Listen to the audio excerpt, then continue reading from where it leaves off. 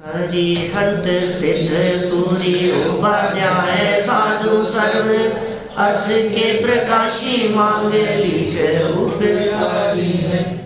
इनको स्वरूप जान राग दे भई जो भक्ति काय को नमाए स्तुति को उचारी है।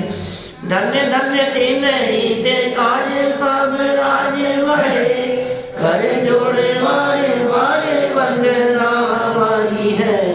मंगल कल्याण सुख ऐसो हम चाहते हैं। ओ मेरी ऐसी दशा जैसी तुम धारी है। ओ मेरी ऐसी दशा जैसी तुम धारी है। ओ मेरी ऐसी दशा जैसी तुम धारी है। क्षत्र चूड़ामणि नामक यह ग्रंथ और जीवनधर कुमार वैराग्य उत्पादक 6 भावनाओं की चर्चा, उनका चिंतन यहाँ कर चुके हैं और उस चिंतन को ही आगे बढ़ाते हुए आज वे बढ़ रहे हैं आश्रव भावना की ओर। बहुत प्रैक्टिकल चिंतन चलता है। जब कभी कोई जीव शरीर की अशुचिता के बारे में विचार करता करता जब देह से, शरीर से अत्यंत विरक्त हो जाता है तो वह अत्यंत विरक्ति उसे ऐसा प्रतीत कराने लगती है कि मैं कितना मलिन हूँ, मैं कितना अशुचि हूँ, मैं कितना अपवित्र हूँ, मैं कितना गंदा हूँ यार। मैं जो शरीर को देख देख करके जो अपनापन किया करता था, मैं बहुत महसूस कर रहा हूँ कि वास्तव में मैं बहुत सुगला हूँ। और क्या करूँ मैं अब? ऊपर से मलिनता होती थी, गंदगी लगती थी तो मैं धो लिया करता था। अब अंदर से शरीर गंदा है तो अब कैसे धोऊं? अब कैसे साफ करूं बतलाओ? तो दिमाग काम नहीं करता मेरा। ये अशुचिता कैसे दूर होगी?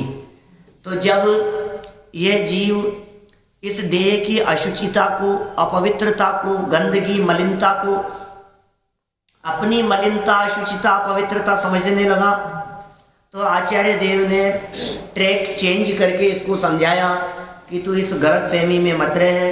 देह कितनी भी मलिन हो, शरीर कितना भी अपवित्र हो, वो अपवित्रता तेरी है ही नहीं। दिमाग मत लगा। सही है। चिंता मुक्त कर दिया। चिंता मुक्त कर दिया भाई साहब। माने तुम जो सोच रहे हो ना, और हड्डी, खून, मांस क्या क्या भरा है इस देह में, क्या क्या भरा इस देह में, क्षण एक भी सोचा कभी क्या क्या भरा इस देह में? जब तू ऐसा बार बार विचार कर रहा है कि अरे भाई जाने क्या है, बहुत खराब है, ये तो सच कह रहे हैं साहब, आपने सही बात कही साहब। ये जब एक बार ऐसे चेहरे पर ऐसा हो गया था ना, वो अंदर का बाहर निकलने लग गया था, ऊपर की परत उतर गई, एक बार खरोंच आ गई थी तो ऐसा हुआ शेव बनाते समय जब थोड़ा सा रेजर नीचे तक आ गया तो फिर क्या हुआ, तो अंदर का जब दिखने लगा, कई दिनों तक चेहरा खराब हो गया, कई दिनों तक सच में बहुत खराब है।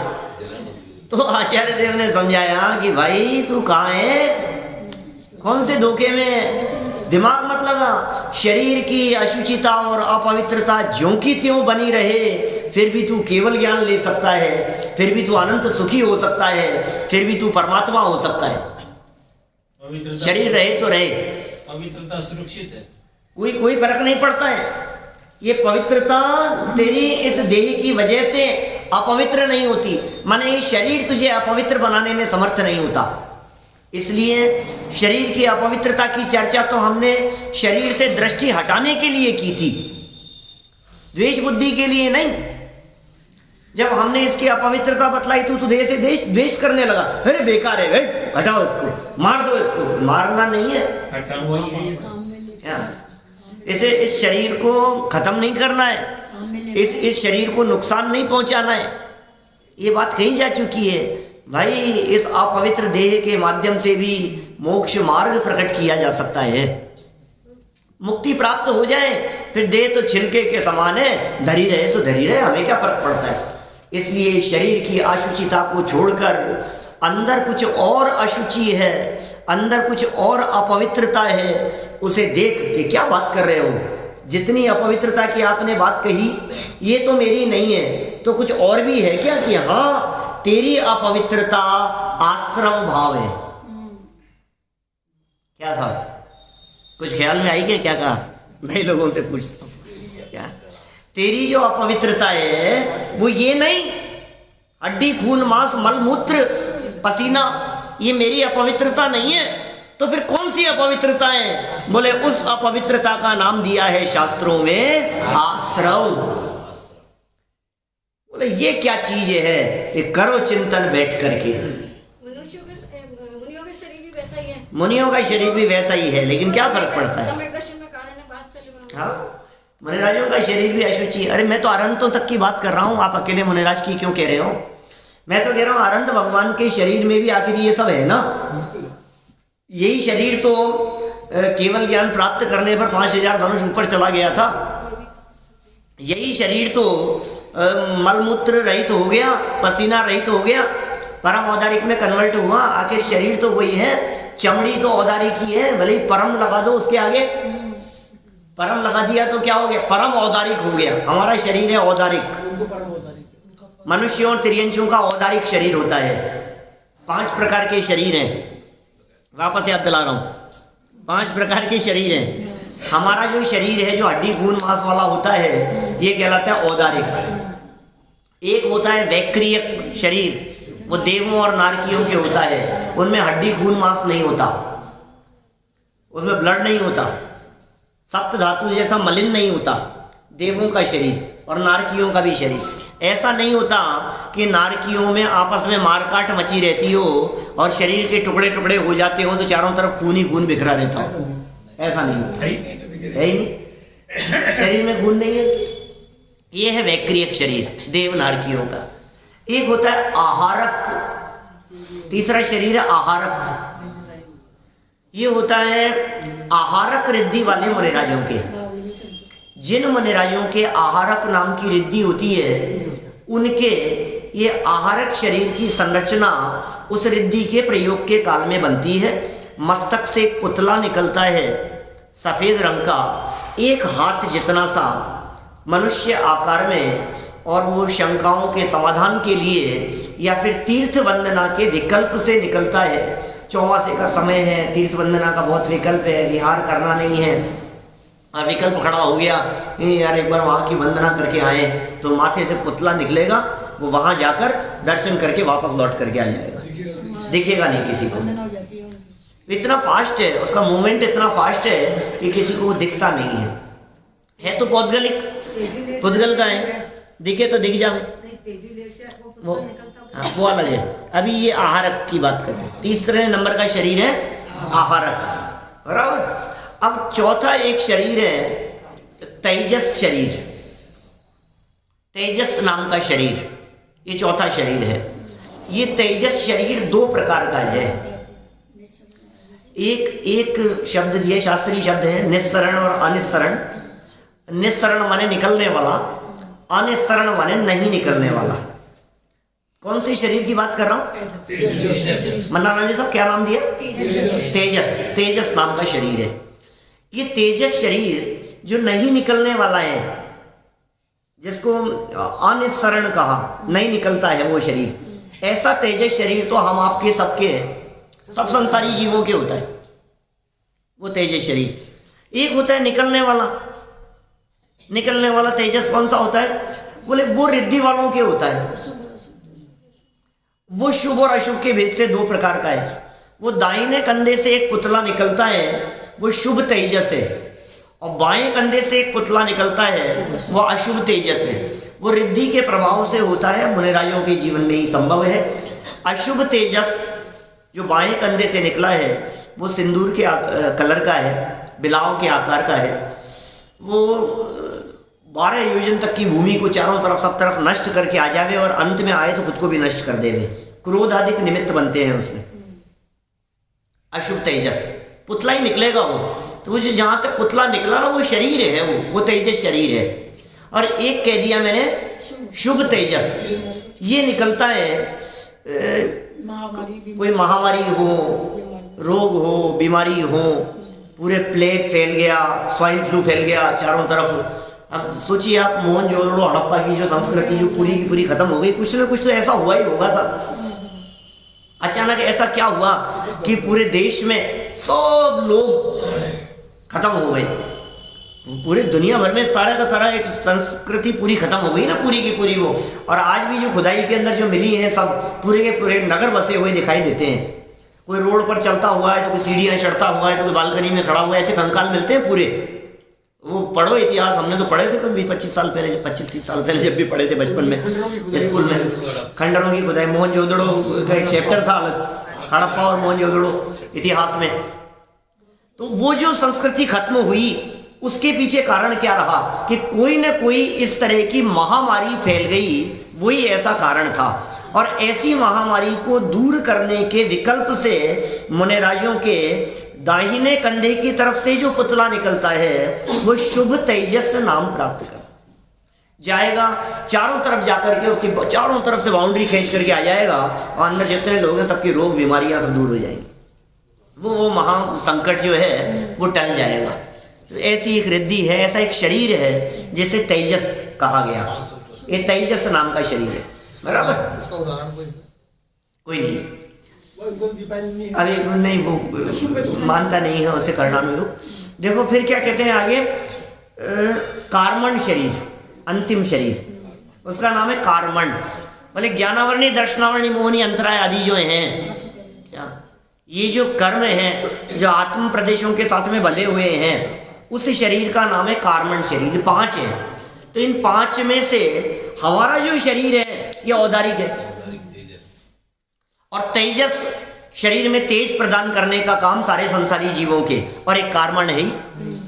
तत्वार सूत्र महाशास्त्र में सूत्र है, औदारिक वैक्रिय कारक तेजस कार्मणानि शरीराणि। विस्तार से तत्वार सूत्र के दूसरे अध्याय में चर्चा की है इन 5 प्रकार के शरीरों की, सूत्र जी में बहुत विस्तार से चर्चा ही है। अपना प्रकरण क्या चल रहा था कि भाई सुनो, ये शरीर जो औदारिक शरीर है, ये शरीर अरहंत अवस्था के होने पर ऐसा लगता है हमारे को अरे साहब कुछ विशेष नहीं है तो औदारिक ही। ऐसा अरहंत परमात्मा का शरीर भी औदारिक होते हुए, माने वो अंतरंग उसकी स्थिति खराब होते हुए भी शरीर भले बना रहे, लेकिन केवल ज्ञान और अनंत सुख प्रकट हो सकता है। बस निगोदिया जीव निकल जाते हैं, इस अपेक्षा से परम औदारिक कहा है। बाकी तो सब होता ही है उनके, जैसा शरीर है वही शरीर तो रहेगा। परम औदारिक शरीर में निगोद रहित तो हो गया, ऐसा नहीं कि हड्डी खून मांस सब निकल गए हों, वो तो सब है ही। परम औदारिक शरीर में भी हड्डी खून मांस सब है ही, लेकिन उन सब के रहते हुए भी ये आत्मा अनंत सुखी हो सकता है। मुझे यह कहना है कि शरीर की अशुचिता और शरीर की अपवित्रता इस जीव को सुख प्रकट करने में बाधक नहीं है। इसलिए देह से दृष्टि हटा लो, देह की अपवित्रता को छोड़ो, ये तुम्हारी थी नहीं। सुनो भाई, देह के रहते हुए भी तुम भगवान बन सकते हो, लेकिन राग का अंश मात्र भी रहे तो नहीं बन सकते, तो सच्चा सुख प्रकट नहीं हो सकता। इसका मतलब सच्चा सुख यदि तुम्हें प्रकट करना हो तो देह नहीं, देह के प्रति राग तोड़ना होगा, देह के प्रति मोह तोड़ना होगा, वो महत्वपूर्ण चीज है। तो शरीर की अशुचिता और अपवित्रता को देखकर जब यह जीव अपने आप को मलिन, अशुचि और अपवित्र समझने लगा, मैं कितना गंदा हूं, तो आचार्यों ने कहा कि तू शरीर की गंदगी से बिल्कुल प्रभावित मत हो, क्योंकि ये शरीर की गंदगी और मलिनता रंच मात्र भी तेरी नहीं है, ये भिन्न है, ये बाहर है। बाहर चाहे कुछ भी हो, आप तो शहर में रहते हो भैया, क्या कॉलोनी वालों की बात नहीं करता, लेकिन शहर में रहने वाले जो लोग हैं उनके घर के बाहर हालत कितनी खराब, मोदी जी के स्वच्छता अभियान के बाद भी खराब दिखता है ना। और लेकिन फिर घर के अंदर घुस करके देखो, इनके घर में जाओ तो ऐसा लगता है कहाँ महल में आ गए। तो ऐसा लगता है ना, बाहर से देखने लोग जब अंदर आते हैं तो कहते हैं साहब बाहर से ऐसा महसूस नहीं हो रहा, हम तो सोच रहे थे ये कहाँ कौन सी जगह रहते हैं यार, अंदर आकर के देखा तो लगा कि यार वास्तव में सुविधाएं हैं। कितना फर्क दिखता है। इसका मतलब बाहर से देखने पर जो तुम्हें दिखाई दे रहा है उसका प्रभाव अंदर में रहने वाले व्यक्ति पर अंश मात्र भी नहीं पड़ता। तुम उस मलिनता को नहीं देखते, तुम उस मलिनता का अनुभव नहीं करते। अंदर घर में रहते हुए तुम सुविधा का अनुभव करते हो। यही हम कह रहे हैं कि देह की मलिनता का अनुभव छोड़ो और आत्मा में अंदर आओ, अपने स्वभाव में, अपने स्वरूप में, और जो आनंद भरा है उस आनंद का उपभोग करो। देह अपावन हो तो हो, कोई फर्क नहीं पड़ता, राग नहीं होना चाहिए। तेरी अशुचिता तेरा राग है, तेरी अशुचिता तेरा विकार है, तेरी अशुचिता तेरे मोहादिक परिणाम है, वो तेरी अपवित्रता है जिन्हें शास्त्रों में आश्रव कह करके पुकारा गया है। इन आश्रवों का क्या स्वरूप है ये बतलाते हुए ट्रैक बदल दिया यहाँ, और आश्रव अनुप्रेक्षा यहाँ लिख दी गई। देखिए जरा पेज नंबर 535 पर आश्रम के बारे में चिंतन कर रहे हैं जीवनधर कुमार। क्या कहते हैं? 55 नंबर का यह श्लोक है। अजस्रमास्रवन्त्यात्मन् दुर्मोचाः कर्म भूतगलाः तैः पूर्णस्त्वमधोधस्य जलपूर्णो यथा प्लवः।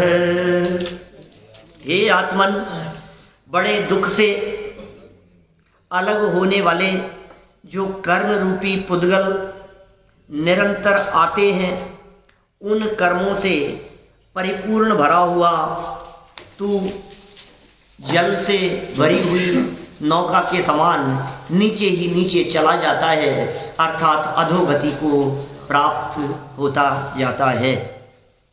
क्या गजब बातें कह रहे हैं ये, कितनी सुंदर इन्होंने बात कह दी है कि भाई सुन कि साहब आप इसको गजब कह रहे हो, नीचे नीचे डूबा जाता है, इसमें गजब है क्या?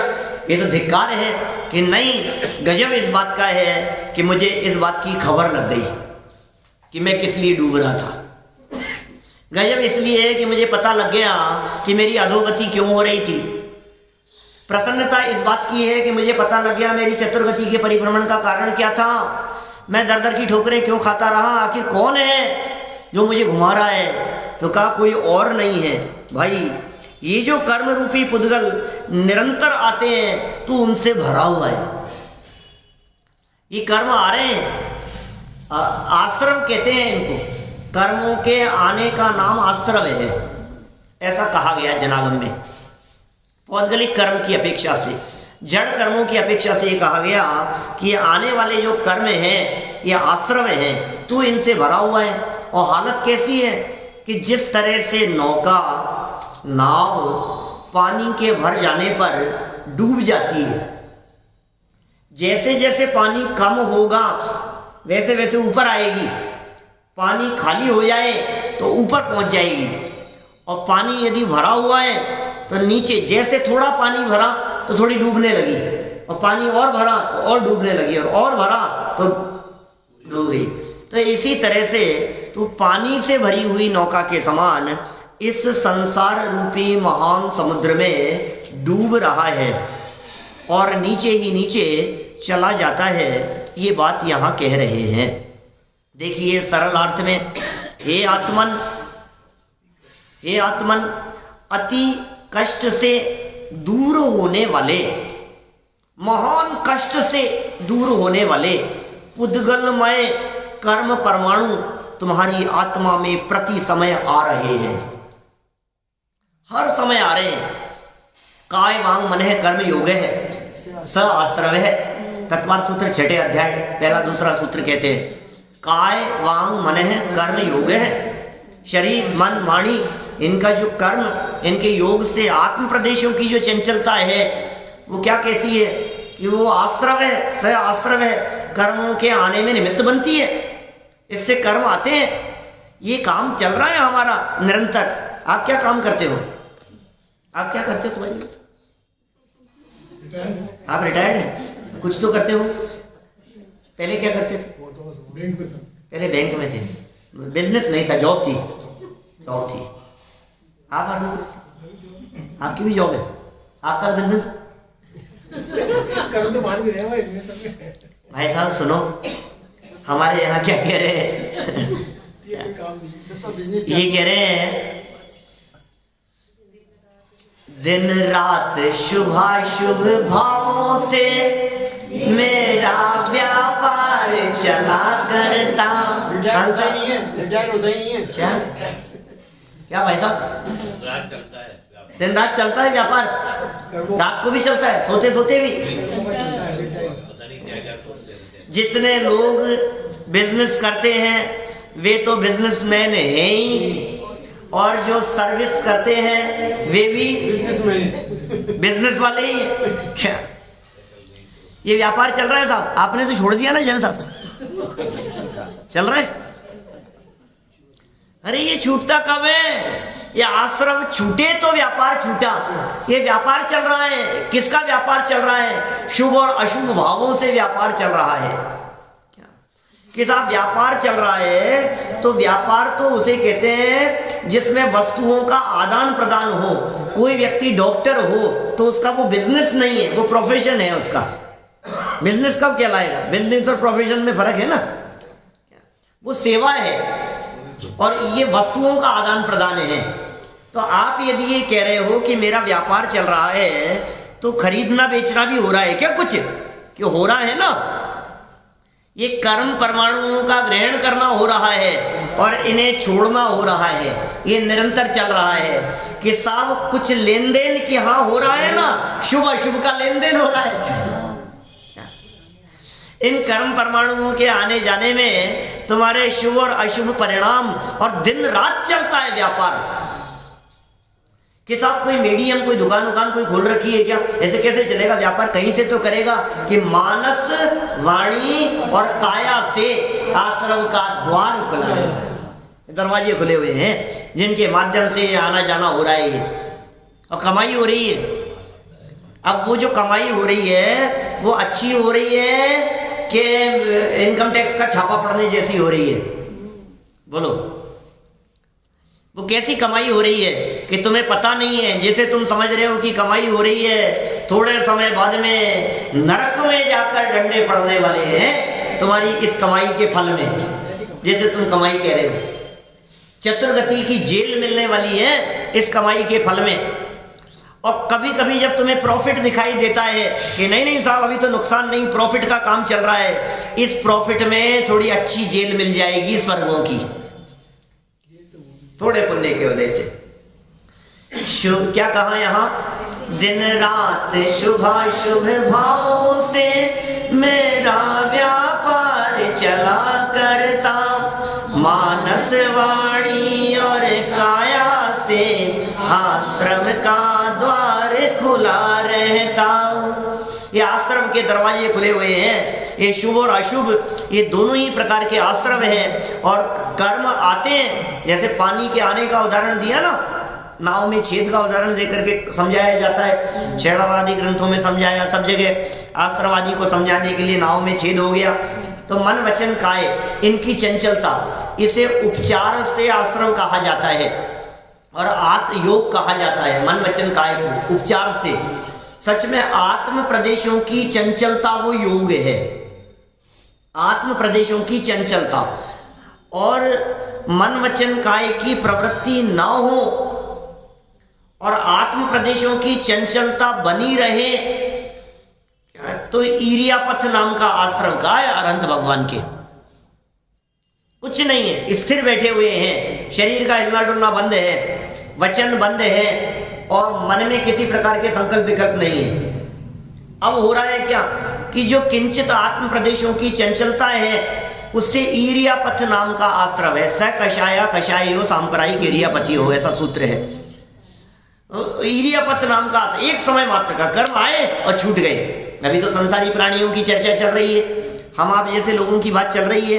देखिए क्या कहते हैं यहाँ इन आश्रमों के संदर्भ में, ये बहुत कष्ट देने वाले हैं। अभी इनकी बात उठाते हैं। 56 नंबर श्लोक देखो, 56 57 दो पढ़ने हैं अभी अपने को, अभी है थोड़ा समय। तन्निदानं तवैवात्मन् योग भावौ सदा तनौ तौ विद्धि सपरिस्पंदं परिणामं शुभाशुभम्। यही बात कह दी जो अपन कह रहे थे, जो चर्चा कर रहे हैं अपन। हे आत्मन, उस आश्रव के कारण तेरे ही अनादि काल से प्रवृत्त योग और आत्मा के कषायादिक भाव हैं।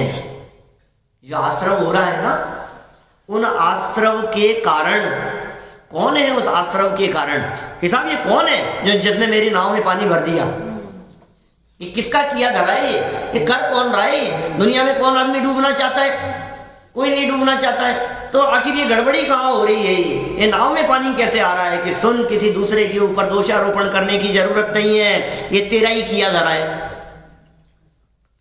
ये तेरी ही गलती है, ये तेरा ही अपराध है। स्वयं के अपराध को पहचान। स्वयं अपने अपराध को पहचानेगा तो उस अपराध से बचकर तू मुक्त हो पाएगा। ये कह रहे हैं उस आश्रव के कारण तेरे ही अनादि काल से प्रवृत्त योग और आत्मा के कषायादिक भाव हैं। आत्मा का कषाय भाव, अपना राग भाव, अपना विकार भाव, अपना क्रोध भाव, अपने अंदर का अभिमान, मायाचारी, छल कपट, राग और द्वेष, विकृतियां, हास्य आदि, ये सब क्या है? बोले विभाव भाव है। ये आत्मा के विभाव भाव है, ये मेरे विकारी भाव हैं, ये मेरा ही विकार है। तू आत्मा के प्रदेशों में चंचलता सहित, अपनी जो चंचलता है उस चंचलता सहित शुभ और अशुभ रूप परिणामों को योग और कषाय जान। वो योग है, आत्म प्रदेशों की चंचलता वो योग है, और शुभ अशुभ परिणाम ये कषाय है। अभी कितना मार्मिक बात कह रहे हैं, आप सोच नहीं सकते इसकी गहराई में जो इन्होंने यहाँ बात कह दी है। मैं आपसे पूछ रहा हूँ, बोलो अरुण जी भाई साहब क्यों कषाय कर रहे हो? मैं क्या कर रहा हूँ, यहाँ शांति से बैठा हूँ। क्यों साहब? तो यही सब यही तो कहोगे ना, शांति से बैठा हूँ तो अभी कौन सी कषाय कर रहा हूँ मैं? तो अच्छा, तुम कषाय नहीं कर रहे, तुम भगवान बन गए, वितरागी हो गए। ये कह रहे हैं यहाँ पर, देखो ध्यान देना, शुभ और अशुभ रूप परिणामों को क्या कहते हैं? कषाय। दो परिभाषाएं दी है, वाक्य को थोड़ा ध्यान से देखें। ये क्या लिखा है, अन्वयार्थ की पंक्तियां। तू आत्मा के प्रदेशों में चंचलता सहित, या आत्मा के प्रदेशों में चंचलता, इसे तो नीचे वाला शब्द देखो योग कहा है, और शुभ और अशुभ परिणामों को कषाय का है। जब ये जीव क्रोध करता है तब तो लगता है कि मैं कषाय कर रहा हूं, जब ये छल कपट करता है तब तो लगता है कि मैं कषाय कर रहा हूं, जब बाहर में कहीं लोभ लालच दिखाई देवे बिजनेस व्यापार रोजगार आदि में तो लगता है कोई कषाय हो रही है, जब किसी और के साथ में राग द्वेष होते हुए दिखाई देवे तो लगता है कषाय हो रही है। लेकिन मैं तो शांति से बैठ करके स्वाध्याय कर रहा हूं, मैं क्या कषाय कर रहा हूं? मैंने कौन सी कषाय की? तो ये कह रहे हैं शुभ और अशुभ दोनों प्रकार के परिणामों को कषाय कहते हैं। सुनना आचार्य देव क्या कह रहे हैं, ये बात उतरती नहीं है गले। जब आप मंदिर आकर के बैठे, जब आप स्वाध्याय करने के लिए आकर के बैठे, जब आप पूजन करने के लिए आकर के बैठे, जब आपका उपयोग, जब आपका मन, जब आपके परिणाम इसमें लगे हुए हैं, तो ये परिणाम कैसे है? अशुभ है कि शुभ है? ये शुभ है। तो ये कह रहे हैं शुभ और अशुभ दोनों प्रकार के परिणामों को कषाय कहते हैं। बोलो, आप यहाँ बैठे बैठे कषाय कर रहे हो, यहाँ से उठने के बाद में कोई कहे कि यार क्या यहाँ बैठे बैठे कषाय कर रहे थे? बोले भाई साहब शांति से बैठा था, किसी के प्रति कोई राग द्वेष नहीं किया मैंने कहा कषाय की है कि भाई इन शुभ परिणामों का नाम भी कषाय है। कषाय की परिभाषा लिखी है बालबोध पाठमाला में, अपनी गले नहीं उतरे बात, जो आत्मा को कसे अर्थात दुख दे। ये शुभ और अशुभ परिणाम भी कसने वाले हैं, इसमें भी आकुलता है। अशुभ में तो आकुलता है ही, शुभ में भी है। इसलिए ज्ञानी जीव दोनों में से किसी को पसंद नहीं करते। नाटक समय सार का छंद नहीं सुनाऊंगा, शुभ अशुभ की एकता संबंधी प्रकरण नहीं चल रहा है, नहीं तो अपने को इसको पूरा करेंगे अपन।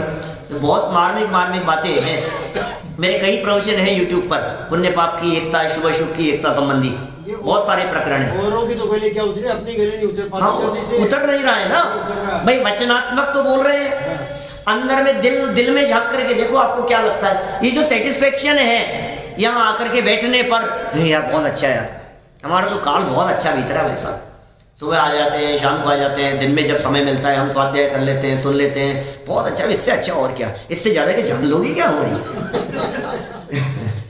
इससे ज़्यादा क्या करें हम कि भाई तू जो है संतुष्ट हो रहा है, अनंत बार किया है, अनंत बार किया है। संसार में रखड़न ये रुकी नहीं है, ये बंद नहीं हुआ है आज तक कभी। ये शुभ और अशुभ ये जंजाल लगने चाहिए। बनारसी दास जी ने कहा, दोहू माई दौड़े धूप, दोहू कर में बंद रूप, याते ज्ञानवंत नहीं को अभी लाख्यो है। समझ में आई क्या? दोहू माई शुभ और अशुभ, वो पूरा छंद लिखा, अर्थ नहीं बतलाऊंगा, चलो सुना देता हूं। जैसे काहू चंडाली जुगल पुत्र जने तिन्ही, चंडाली नहीं, क्या साहब, पन्ना जी साहब, 2 जुड़वा पुत्रों को जन्म दिया चांडालिनी ने। जैसे कहूं चंडाली, अर्थ समझते जाना, हिंदी में है छंद। जैसे कहूं चंडाली जुगल पुत्र जने तिन्ही, एक दियो बावण के एक घर राखियो है। अर्थ समझ में आ गया? एक बावण के एक घर में, बावण कहायो तिन्ही मध्य मास त्याग कीनो। बावण के घर में गया, बामन कहायो तिन्ही मध्य मास त्याग कीनो, और चांडाल कहायो तिन्ही मध्य मास चाख्यो है। ठीक है, दोनों थे जुड़वा। और दोहू तैसे एक वेदनी कर्म के जुगल पुत्र। अब वेदनी नाम के कर्म के भी 2 जुड़वा बेटे हैं, 2 बच्चे हैं। एक पाप एक पुण्य नाम भिन्न राख्यो है। 2 जुड़वा, एक का नाम पाप, एक का नाम पुण्य, नाम दोनों के अलग अलग। तैसे एक वेदनी कर्म के जुगल पुत्र, एक पाप एक पुण्य नाम भिन्न राख्यो है। लेकिन दोहू आई दौड़ धूप, पुण्य और पाप में। बोलो, मंदिर का समय हो रहा है, खिसकते खिसकते 2-2 4-4 मिनट बढ़ता जा रहा है। क्यों? तो पहुंच नहीं पाते, समय हो जाता है, ठंड इतनी है, दौड़ते भागते आकुलता बनी रहती है। चलो चलो, प्रवचन शुरू हो गया होगा, पूजन शुरू हो गई होगी, पहुंचे फटाफट, जल्दी चले। ये जो आकुलता है तुम्हारी, ये आकुलता किस चीज की है? भले ही शुभ की हो।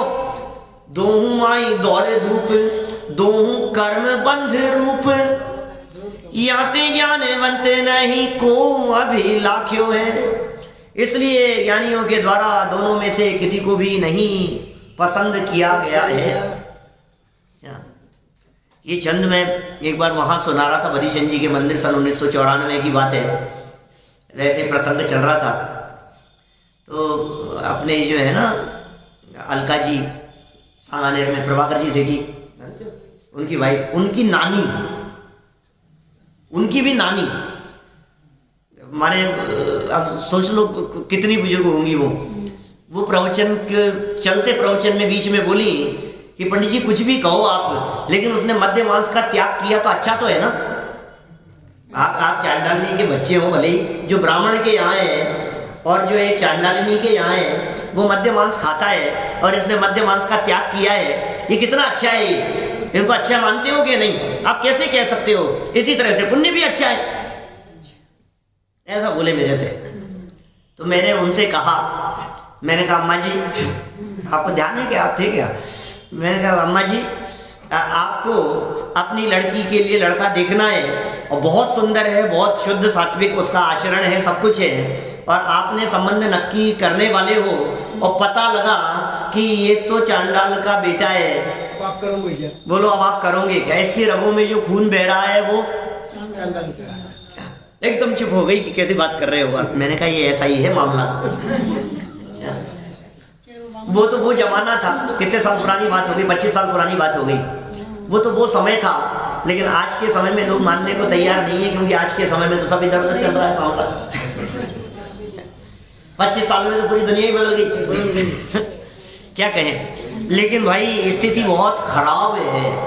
क्या माने ये पुण्य और पाप दोनों एक समान हैं, दोनों में भाग दौड़ है, दोनों में आकुलता है, दोनों में टेंशन है। ये शुभ और अशुभ दोनों की ऐसी दशा है। दोनों में यदि तुम्हारे को बेचैनी दिखती हो, दोनों यदि तुम्हारे को छोड़ने योग्य दिखाई देते हो, तो समझना सत्य मार्ग पर चल रहे हैं।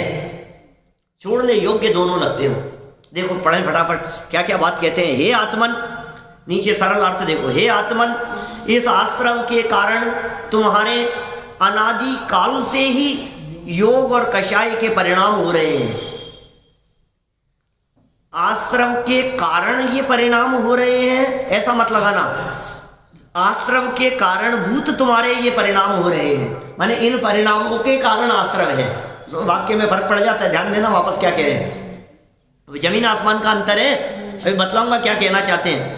हे आत्मन, इस आश्रम के कारण तुम्हारे अनादि काल से ही योग और कषाय के परिणाम हो रहे हैं। अब इसका एक अर्थ तो ऐसा लगता है मोटा मोटा कि आश्रम था साहब, मैं क्या करूं, और जैसा आश्रम था वैसे हमारी कषाय हो रही है। आश्रम की वजह से कषाय हो रही है, मेरे हाथ में कुछ नहीं है। तो टोडरमल जी डांट लगाते हैं, स्वयं तो मेहनत बने रहना चाहता है और अपना दोष कर्माधिक पर लगाता है। ऐसी अनीति जिनमत विषय संभव है नाई। जैन दर्शन में ऐसी अनीति संभव नहीं है। कह रहे साहब मैं क्या करूं, मेरी क्या गलती है, मैंने तो कुछ नहीं किया, अब ये आश्रम थे इसलिए कषाय हो गई, मैं क्या करूं। क्रोध कर्म प्रकृति का उदय है इसलिए गुस्सा आ गया, मेरी क्या गलती है, मेरी थोड़ी ना गलती है। तुम क्यों गुस्सा कर रहे हो। अंदर में सब क्रोध का उदय है। लोभ का उदय आता तो लोभ करता हुआ दिखाई देता, मान का उदय आता तो मान करता हुआ दिखाई देता, और हास्य प्रकृति का उदय आ जाता तो हंसता हुआ दिखाई देता। मेरी कोई गलती नहीं है। जैसा आश्रम वैसे परिणाम। क्या लिखा, आश्रमों के कारण तुम्हारे कषाय के परिणाम हो रहे हैं। अब उल्टा लगाओ इसका, ऐसा नहीं है। इन आश्रम का कारण कौन है, योग और कषाय। योग और कषाय, ऐसा लगाना है। माने तेरे योग और कषाय परिणाम के कारण आश्रम हो रहा है, ऐसा। अनादिकाल से तेरे योग और कषाय के कारण, अनादिकाल से तेरे योगों की चंचलता चल रही है, अनादिकाल से तेरे कषाय के परिणाम हो रहे हैं, उनके कारण तेरे आश्रम हो रहे हैं, उसको तू छोड़, ऐसा कह रहे हैं यहाँ। मन वचन काय के निमित्त से होने वाले आत्म प्रदेशों की चंचलता को, आत्म प्रदेशों की चंचलता का नाम योग है, तथा जीव के शुभाशुभ परिणामों को कषाय कहते हैं। ये जो तेरे शुभाशुभ परिणाम है, इन शुभाशुभ परिणामों के कारण हो रहा है आश्रव। ये जो तेरे आत्म प्रदेशों की चंचलता है, इसके कारण आ रहे हैं कर्म, काय वांग मन कर्म योगे हैं। और वो जो आश्रव आ रहे हैं वो तेरी लुटिया डुबो रहे हैं, नाव डुबो रहे हैं, डूबने का काम हो रहा है। इसलिए समल, सावधान हो, सचेत रहे। देखिए क्या कह रहे हैं, ये बड़ी गजब की बात है। शुभ और अशुभ दोनों के, दौलत राम जी की लाइनें बिल्कुल सटीक हैं इस मामले में। 6 डाला में जो आश्रम भावना के संदर्भ में जो लाइनें लिखी ना, वो लाइनें क्या लिखी, जो योगन की चपलाई ताते हैं आश्रम भाई, आश्रम दुखकार घने रे, बुद्धिवंत तिन्हें निर्वेरे। क्या गजब लाइनें दे दी है। बोलो क्या छोड़े, क्या है छोड़ना है योग्य। आश्रम तो योगों की चंचलता रूप कह दिया, और फिर क्या कहा, आश्रम दुखकार घने रे, बुद्धिवंत। बुद्धिवंत ज्ञानियों की बात है भाई साहब, समझदार लोगों की। बुद्धिवंत माने कोई चौथे गुण स्थान वाले की बात नहीं कह रहे, ऊपर की बात नहीं कह रहे, समझदार लोगों की बात कह रहे हैं। तुम यदि समझदार हो तो तुम आश्रमों से मुक्त हो सकते हो, अभी हो सकते हो। गुणस्थान चढ़ने का काम हो सकता है यहां बैठे बैठे। क्या कहा, जो योगन की चपलाई ताते हैं आश्रम भाई, आश्रम दुखकार घने घने रे। आश्रम पुण्य आश्रम है पापाश्रम, शुभ आश्रम या अशुभ आश्रम। आश्रम दुखकार, अशुभ आश्रम तो ठीक है, पाप हिंसा झूठ चोरी वो तो ठीक है, और पुण्य आश्रम शुभ आश्रम का क्या होगा?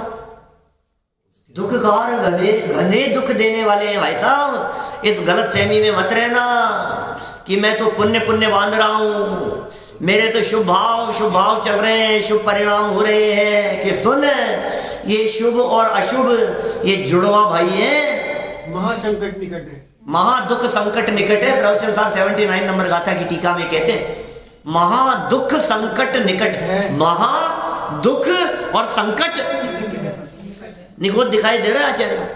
शुभोपयोग परिणति के अभिसार रूप यदि तेरी ये वृत्ति है तो तू अपनी उस वृत्ति को छोड़कर परम शुद्धोपयोग रूप परम सामायिक की प्रतिज्ञा करके शुभोपयोग परिणति के अभिसार रूप यदि तू उलझ गया है तो आचार्य अमृतचंद्र स्वामी कहते हैं तेरे महादुख संकट निकट है। धूर्त अभिसारिका के शब्द, धूर्त अभिसारिका शब्द का प्रयोग किया है।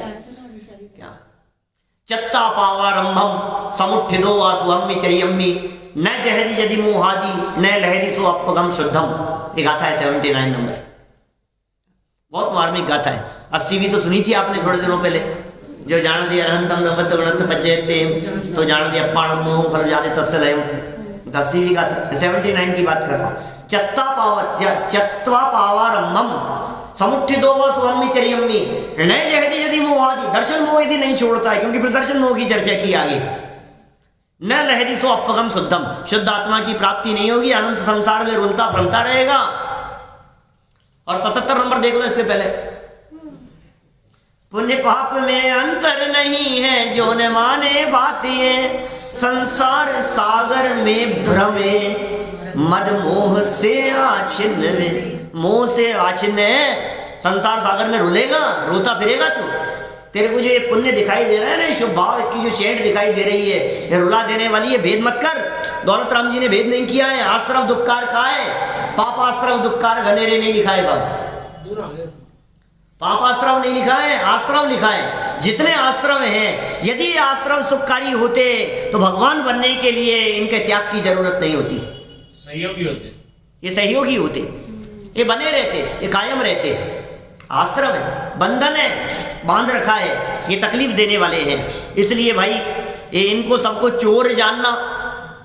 लिखा उसमें भूधरदास जी ने क्या लिखा साहब? भूधरदास जी ने 12 भावना में क्या लिखा? विषय चोर बोल, क्या लिखा उन्होंने? मोह नींद के जोर जगवासी घूमे सदा, कर्म चोर चहुओर सर्वस लूटे सुध नहीं। तुझे सुध नहीं है क्या? तुझे सुध नहीं है। भव विकट वन में कर्म वैरी ज्ञान धन, तुझे सुध नहीं है, सुध बुध खो बैठा है। ये कर्म रूपी चोरों ने तेरे ज्ञान रूपी धन को हर लिया है, हरण कर। अरे मेरे तो कोई चोरी, आपकी चोरी हो गई भाई साहब, पता है क्या आपको? नहीं, मेरे कौन सी चोरी हो गई? कोई चोरी नहीं है, ये चोरी हो रही है भाई साहब। ये लुट रहा है, ये ज्ञान धन लुट रहा है। ये टीवी की स्क्रीन तुम्हारे उपयोग को लूट रही है। क्या ज्ञान रूपी धन के लुटेरे हैं ये टीवी, मोबाइल, फेसबुक, व्हाट्सएप है, ये न्यूज़पेपर है, ये सब लुटेरे हैं। लुटेरे जेब में डाल। तो इन लुटेरों को लेकर के घूम रहा है, तेरा उपयोग लूटा जा रहा है, तेरी ज्ञान संपदा लुट रही है। ये विषय भोग, ये विषय कषायों की चर्चाएं, ये तुझे लूट रही है, ये खा रही है, ये तुझे बर्बाद कर रही है। और तू अंदर से खोखला हो रहा है। और संपत्ति लुट जाएगी तो क्या होगा? कि लुटिया डूब जाएगी। क्या होगा? चला जाएगा अधोगति में, जो अभी ऊपर लिखा है। यही तो हो रहा है। और कारण क्या हो रहा है? कि तू तो सो रहा है मोह की निद्रा में। मोह नींद के जोर, मोह रूपी निद्रा, दर्शन मोह की नींद, इसके जोर में, इसके प्रभाव में जगवासी घूमे सदा। श्याम गिद्धि निद्रा जैसे घूमता फिरता हुआ दिखाई दे रहा है। और फिर क्या हुआ? तू तो घूम रहा था मोह की नींद में। कर्म चोर चहुओर सर्वस लूटे सुध नहीं। ये कौन से कर्म रूपी चोर है? कि सुन, पाप कर्म रूपी चोर लूटते हैं तो तू सावधान रहता है कि हे भाई सावधान रहो, लेकिन पुण्य कर्म रूपी लुटेरे आते हैं तो कहते हैं आओ आओ लूट के ले जाओ। ये शुभ भाव शुभ परिणाम रूपी चोर जब अंदर में आते हैं तो ये कहता है लूट लो, अरे बहुत अच्छा मजा आया, आज के आनंद की आनंद आ रहा है, मजा आ रहा है। भक्ति से नृत्य गान करता हुआ दिखाई देता है, नाचता गाता हुआ चवड़ ढोता हुआ दिखाई दे रहा है, मजा आ रहा है ना, अरे वाह बहुत मजा आया। अजी साहब यात्रा में मजा आया कि नहीं आपको? 4 दिन यात्रा कहे थे आप, आपको मजा आया कि नहीं? खूब आनंद आया ना? ये लूट रहे हैं भाई साहब, ये चोर हैं जो लूट रहे हैं, ये शुभ परिणाम चोर है भाई साहब जो लूटने का काम कर रहे हैं। थोड़ा सा संभालो अपने आप को तो समझ में आएगी सब बात, थोड़ा सा संभालोगे तो समझ पाओगे। मोह नींद के जोर जगवासी घूमे सदा, और कर्म चोर पाप के पुण्य दोनों प्रकार के कर्म चारों तरफ से सर्वस्व लूट लिया मेरा, अब क्या बच गया? न अतीन्द्रिय आनंद प्रकट होने दिया, न सम्यक दर्शन प्रकट होने दिया, न सम्यक ज्ञान होने दिया, न सम्यक चारित्र होने दिया, सब कुछ तो लुट गया। न सुख प्रकट होने दिया, न वीतरागता प्रकट होने दी, न शुद्धोपयोग प्रकट होने दिया, न अतीन्द्रिय आनंद आने दिया, सब कुछ तो लूट लिया मेरा, बचा क्या? अनंत शक्ति संपन्न चैतन्य तत्व होते हुए भी तेरा सब कुछ लुट गया इस शुभ के चक्कर में। बना भिखारी निपट अजान, भिखारी बन के दर दर की ठोकरें खा रहा है। देखो क्या कह रहे हैं, इसलिए इन्हें त्यागने की प्रेरणा देते हैं। चलो समय तो हो गया, इसको पूरा करते हैं अपन, फिर समर में थोड़ी चर्चा करेंगे आश्रम निरोधे की कल। देखो 57 नंबर का श्लोक, आश्रवोऽयं मुह्येति ज्ञात्वात्मन् कर्म कारणे तन्निमित्त वैदुर्यात् भवायोद्वको भव। हे आत्मन, अमुक कर्म का यह आश्रव है, इस प्रकार भली भांति जानकर कर्म के निमित्त के त्यागने से कर्म और कारण रूप आश्रव को, देखो क्या कर्म, ये तेरा कर्म है, तेरे परिणाम, तेरा योग वो कर्म है, उसके कारण रूप आश्रव को छोड़कर ऊर्ध्वगामी हो और मोक्ष प्राप्त कर।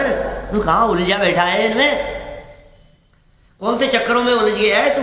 अमुक कर्म का आश्रव है ये, बोलो ये अमुक कर्म का आश्रव है, माने तूने जो ये परिणाम किए इससे क्या हो रहा है जरा नक्की कर एक बार।